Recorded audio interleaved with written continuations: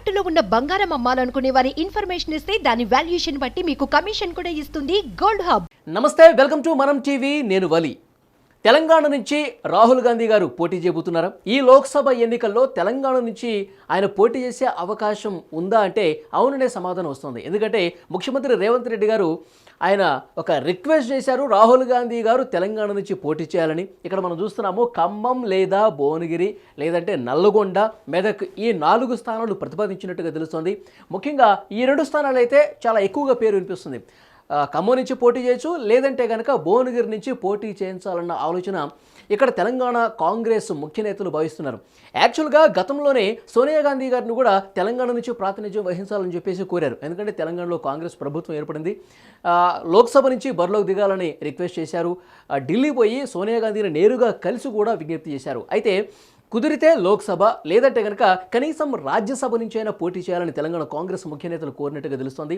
ముఖ్యంగా రాజ్యసభకు ప్రాతినిధ్యం వహిస్తే కనుక డెఫినెట్గా ఆ ఇంపాక్ట్ ఉంటుంది. ఎందుకంటే తెలంగాణ ఇచ్చిన దేవత సోనియా గాంధీ గారు అని చెప్పి పలు బహిరంగ సభల్లో ప్రసంగాల్లో కూడా ముఖ్యమంత్రి రేవంత్ రెడ్డి గారు తెలంగాణ కాంగ్రెస్ నేతలు చెప్పిన పరిస్థితి ఉంది. ఈ నేపథ్యంలో గాంధీ ఫ్యామిలీ నుంచి ఎవరైనా సరే తెలంగాణ నుంచి ప్రాతినిధ్యం వహిస్తే ఆ ఇంపాక్ట్ ఎక్కువగా ఉంటుంది, ఎక్కువ స్థానాలు ఇక్కడ గెలుచుకునే అవకాశం ఉంటుందని వారందరూ కూడా భావించారు.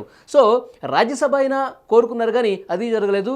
నేరుగా రాజస్థాన్ నుంచి రాజ్యసభకు ఎన్నికయ్యారు సోనియా గాంధీ గారు. సో ఇప్పుడు సోనియా గాంధీ గారు ఎలాగో ఇటు లోక్సభ నుంచి రాజ్యసభ నుంచి ప్రాతినిధ్యం లేదు కాబట్టి కనీసం రాహుల్ గాంధీ గారినైనా పోటీ చేయించాలన్న ఆలోచనలో ఈసారి గట్టి ప్రయత్నాలు చేస్తున్నట్టుగా తెలుస్తోంది.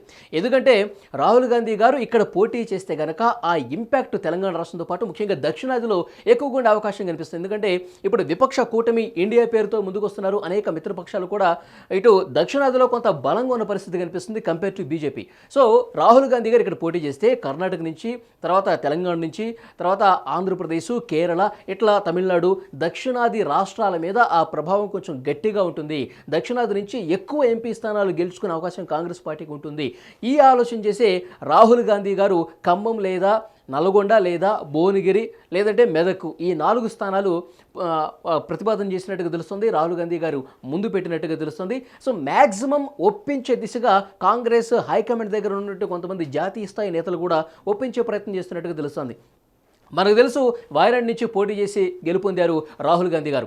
వాయనాడ్లో ప్రస్తుతం పరిస్థితి ఏ విధంగా ఉందంటే, వాయనాడ్లో ఈసారి పోటీ చేసే ఆలోచనకు సంబంధించి కొంత తర్జన భర్జన జరుగుతుంది. ఎందుకంటే అక్కడ మిత్రపక్షంగా ఉన్నటువంటి ముస్లిం లీగ్ పార్టీ ఏదైతే ఉందో అక్కడ ముస్లిమ్స్ వాయనాడులో ఎక్కువ ఉన్నారు కాబట్టి యాక్చువల్గా 2 స్థానాలు గతంలో పోటీ చేస్తుంది. ఈసారి 3 స్థానాలు అడుగుతోంది. వాయనాడు స్థానం కూడా అడుగుతున్న పరిస్థితి కనిపిస్తుంది. మరోవైపు ఇండియా కూటమికి సంబంధించినటువంటి మరొక మిత్రపక్షం సిపిఐ, యాక్చువల్గా ఆ పార్టీకి సంబంధించిన ప్రముఖ నాయకులు డి రాజా ఎవరైతే ఉన్నారో ఆయన సతీమణి యానీ రాజా అక్కడ బరిలోకి దించే అవకాశం చాలా స్పష్టంగా కనిపిస్తుంది. ఆల్రెడీ ఆ ప్రకటన కూడా వచ్చింది. సో ఈ నేపథ్యంలో ఒకవైపు పొత్తుల చర్చలు జరుగుతున్నప్పటికీ వాయనాడు స్థానం నుంచి ఆల్రెడీ డి రాజా సతీమణి పేరు ప్రకటించడం కావచ్చు, తర్వాత ముస్లిం లీగ్ పార్టీకి సంబంధించి అక్కడ స్థానాలు ఆడటం కావచ్చు. సో ఈసారి వాయనాడు నుంచి పోటీ చేయకపోవటమే మంచిది అన్న అభిప్రాయం రాహుల్ గాంధీ గారిలో వ్యక్తమవుతున్నట్టుగా తెలుస్తుంది. సో అది కూడా ఒక క్లారిటీ రావాల్సిన అవసరం అయితే కనిపిస్తుంది.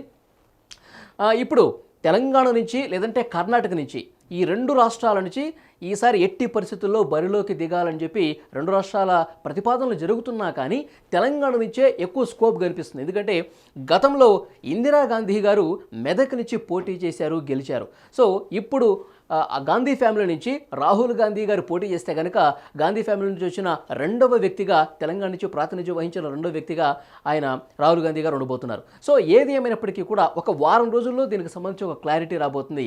మరొకసారి ఢిల్లీ వెళ్ళి రాహుల్ గాంధీ గారిని నేరుగా కలిసి ఈ పార్లమెంటు స్థానాలకు సంబంధించిన ప్రతిపాదన పెట్టే అవకాశం కనిపిస్తుంది. మోస్ట్లీ ఢిల్లీలో ఉన్నటువంటి పెద్దలు కూడా కొంత ఒప్పించే ప్రయత్నం జరుగుతుంది. వాయనాడుకి అయితే కొంత తక్కువ ఛాన్స్ ఉందని చెప్తున్నారు. లేదంటే కనుక దక్షిణాది నుంచి పోటీ చేస్తే మోస్ట్లీ తెలంగాణ నుంచే పోటీ చేసే ఆలోచన దిశగా అడుగులు పడాలని చెప్పి ఇక్కడ కాంగ్రెస్ నాయకులు చాలా బలంగా కోరుకుంటున్నారు. కాబట్టి సో ఒక 1 వీక్లో క్లారిటీ వచ్చే అవకాశం కనిపిస్తుంది. ఇక్కడ మనం చెప్పుకున్నట్టు ఖమ్మం లేదా భువనగిరి ఈ 2 స్థానాలకు సంబంధించి చాలా ఎక్కువ స్కోప్ ఉందని చెప్తున్నారు. సో వారం రోజుల్లో ఇది క్లారిటీ వచ్చే అవకాశం అయితే కనిపిస్తోంది.